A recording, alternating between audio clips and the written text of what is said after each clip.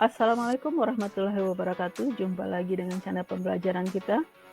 Pada pertemuan kali ini kita bahas mengenai prosedur penangkal petir. Ini adalah materi kelas 11 SMK, kompetensi keahlian teknik instalasi tenaga listrik.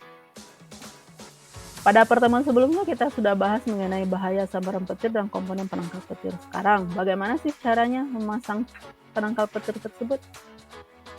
Sekedar mengingatkan, komponen penangkal petir itu ada 3 kelompok, yaitu kelompok pertama air terminal, kelompok kedua konduktor, kelompok ketiga adalah sistem pembumian. Sebelum pemasangan penangkal petir ada beberapa hal yang harus kita perhatikan. Yang pertama itu adalah penentuan nilai resistansi tanah dari sistem pembumian yang bisa kita ukur menggunakan air tester. Yang kedua adalah penentuan besar ukuran kawat atau kabel penghantar.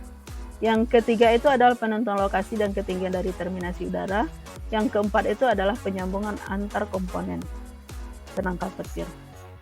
Tahapan yang pertama adalah pembuatan sistem pembumian atau grounding system. Kita harus yakinkan bahwa nilai tahanan tanah dari sistem pembumian kita sesuai yang disyaratkan kuil, kalau bisa di bawah 1. Namun apabila nilai tahanan tanah itu lebih besar, berarti kita butuh satu tindakan agar memperkecil nilai tahanan tanah. Salah satunya yaitu dengan memasang elektroda tanah. Kita bisa pilih dari 3 elektroda tanah mana yang akan kita gunakan. Apakah jenis batang, jenis plat, atau jenis pita. Yang gampang untuk menggunakannya dan banyak di pasaran itu adalah jenis batang. Kita bisa tancapkan pada permukaan tanah di sekitar bangunan tersebut. Apabila permukaan tanahnya keras, berarti kita butuh pengeboran untuk membantu kita menancapkan elektroda tanah. Namun apabila permukaan tanahnya lunak, kita hanya butuh alat bantu lain seperti martil untuk menancapkan elektroda tanah. Apabila dengan menancapkan satu elektroda tanah nilai tahanannya masih besar, berarti kita butuh beberapa batang yang kita tancapkan untuk memperoleh nilai tahanan tanahnya kecil. Nanti elektroda batang itu kita gabungkan jadi satu terminal untuk sistem petanahan kita yang akan kita sambungkan pada komponen penangkal petir lainnya. Tahapan yang kedua yaitu pembuatan jalur kabel hantaran atau down konduktor.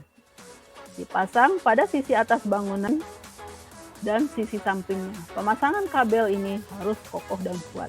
Jadi ada alat bantu atau bahan bantu seperti klem maupun dudukan kabelnya. Tahapan yang ketiga yaitu pemasangan terminasi udara atau air terminal. Dibutuhkan tiang penyangga untuk pemasang split zen. Kalau memang kita butuh lebih banyak, berarti kita butuh 2 atau 3 batang, kita sambungkan menggunakan aksesoris penyambungnya. Pemasangan split zen ini boleh 1 atau 2 atau lebih tergantung luasnya bangunan yang akan kita lindungi. Sedangkan tahapan yang keempat adalah penyambungan ketiga komponen tersebut. Dari air terminal, hantaran vertikal, hantaran horizontal, dan sistem pembumian. Itulah materi kita pada pertemuan kali ini. Untuk evaluasi, silakan tulis tahapan-tahapan yang tepat untuk memasang penangkal petir di kolom komentar. Ditunggu penilaiannya. Untuk quote kali ini adalah doa saat terjadinya serangan petir. Ya Allah, janganlah Engkau bunuh kami dengan murka-Mu, dan janganlah Engkau binasakan kami dengan azab-Mu, dan maafkanlah kami sebelum itu.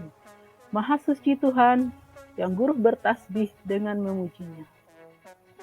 Demikian pertemuan kita kali ini. Assalamualaikum warahmatullahi wabarakatuh.